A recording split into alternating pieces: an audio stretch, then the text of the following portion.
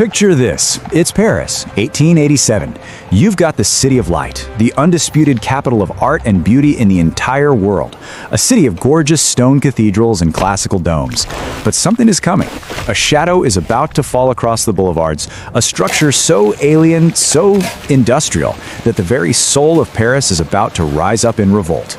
This isn't just a construction story, oh no. This is the story of a war against public opinion, against the mud beneath the city, and against the very air itself.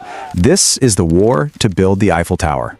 So the first shots of this war, they weren't fired with cannons. They were fired with words.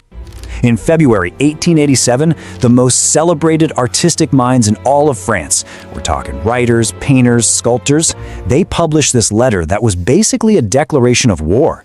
And their target? Gustave Eiffel's crazy proposal. They called it, with just pure venom, this useless and monstrous Eiffel Tower. This wasn't just a little critique.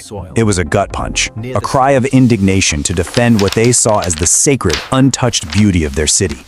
And the insults were they were visceral, right? They were designed to make you picture this industrial blight. They imagined it looming over the city like a gigantic black factory chimney. Just a vulgar smokestack, belching soot all over Notre Dame and the Louvre. To them, this wasn't progress at all. It was a humiliation, a permanent scar right on the face of Paris. And maybe the most damning description of all, a hateful column of bolted sheet metal. Hateful, not just ugly, but an object of pure, raw animosity. And to really understand that level of hatred, you have to get your head around the sheer, almost terrifying scale of what Eiffel was proposing. Okay, let's dive into this because the numbers for the time are just staggering. The tallest structure in the entire world was the Washington Monument, right? 169 meters of solid, respectable stone. Eiffel proposes a tower that's 300 meters tall. That is nearly double the height. But the real shock, the thing that really got people, was the material. He wanted to build it out of wrought iron, the stuff for bridges and factories, and in an open lattice style. It was basically the architectural equivalent of putting a skeleton on display in the middle of a grand ballroom. It was just completely alien. The hatred was so personal. The famous writer Guy de Maupassant, who was one of the original protesters, he reportedly ate lunch in the tower's restaurant every single day. So when someone asked him, why would you go to the very thing you despise? He'd just say that it was the only place in Paris where he didn't have to see it. That's the level of animosity we're dealing with here. So today, we're going deep into that conflict. We'll kick things off with the public war, Paris versus the monster. Then we'll dig down into the battle underground. We'll see the insane challenge of balancing on a knife's edge. We'll hear the sound of a symphony of rivets, explore the mathematics of air, and then, finally, we'll make the final climb to understand its incredible legacy. So first up, Paris versus the monster. With the entire artistic elite convinced he was about to permanently scar their city, Eiffel had to win a war of public opinion before a single piece of iron could even be put down. And that brings us to the battle underground. See, before the tower could even think about reaching for the clouds, Eiffel's men had to go down and conquer the treacherous, muddy soil of Paris itself. And this was the fundamental problem, right? The two legs of the tower closest to the river Seine were going to be built on what was essentially a swamp. We're talking soft mud sludge. So how in the world do you anchor a 9,000-ton iron giant in what is basically liquid earth? Well, you use a piece of brilliant and, let's be honest, incredibly dangerous technology. It's called a compressed air caisson. The concept itself is just fascinating. Imagine a giant, bottomless iron box. You sink this box deep down into the mud.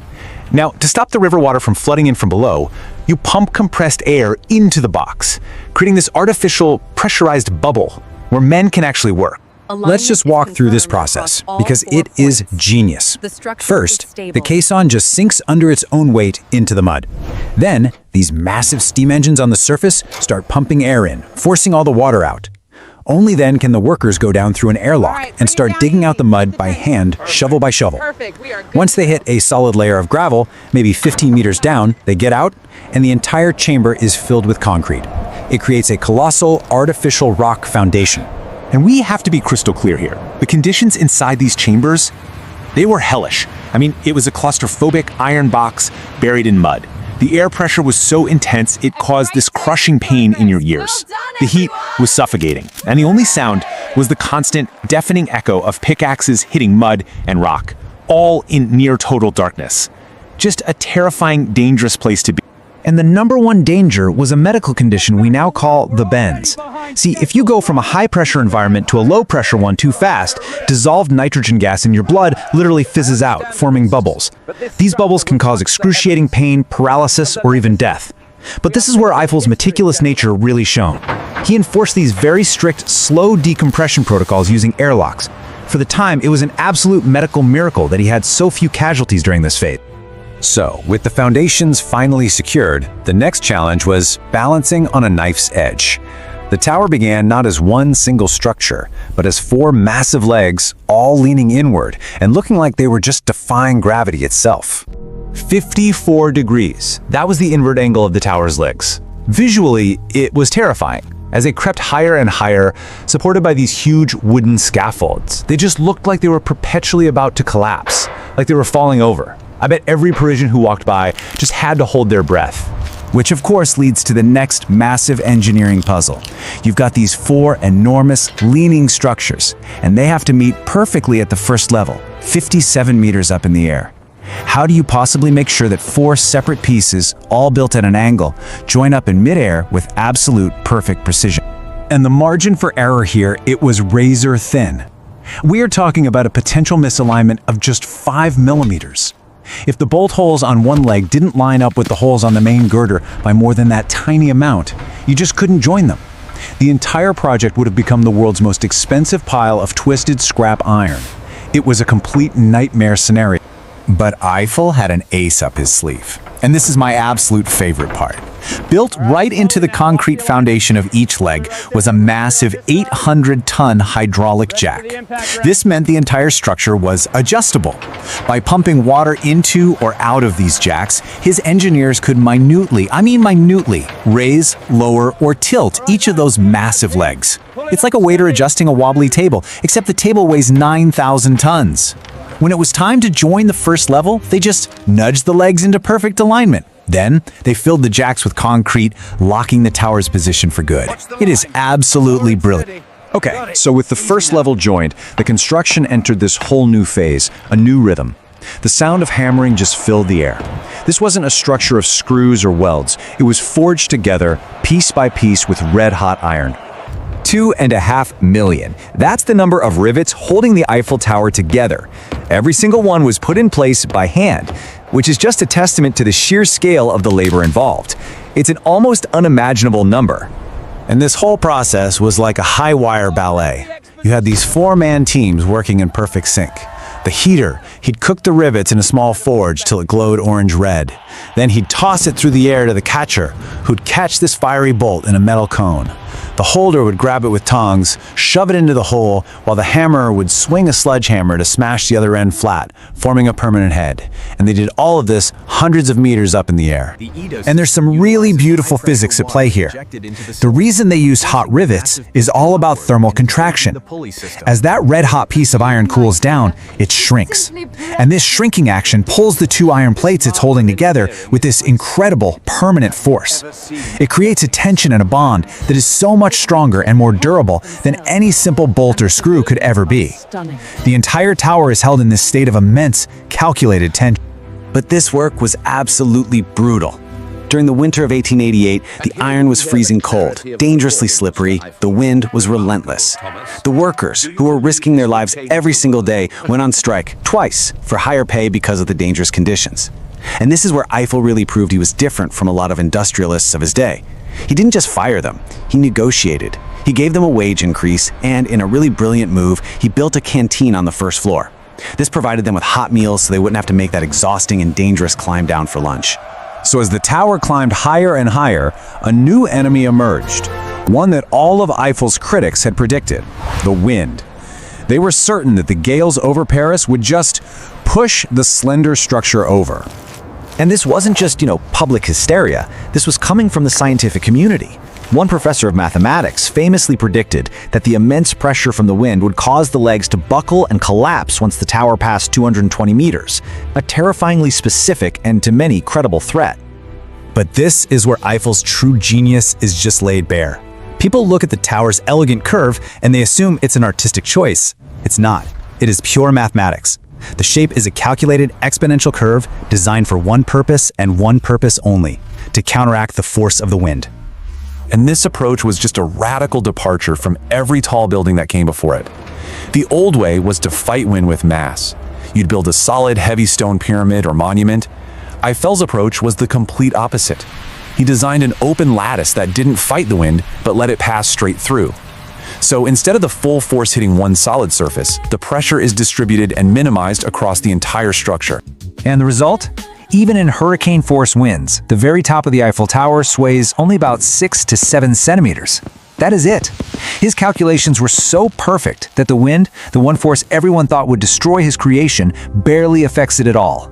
He had tamed the air itself.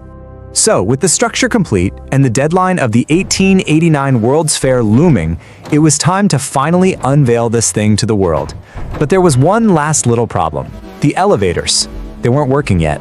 1,710. That is the number of steps Gustave Eiffel and a small group of city officials and dignitaries had to climb on March 31st, 1889 to get to the top of the brand new, tallest structure on Earth. I mean, can you just imagine the scene? They start in the morning, this big group of men in suits and top hats. By the first platform, a bunch of them have given up, totally breathless. More of them quit at the second. By midday, only this small, exhausted handful makes it to the 300-meter summit with Eiffel. And there, in the howling wind high above Paris, Eiffel himself unfurls a giant French flag. And at that exact moment, a 21-gun salute booms from the ground below. The monster was complete. And in that moment, everything changed. The public opinion of Paris just turned on a dime.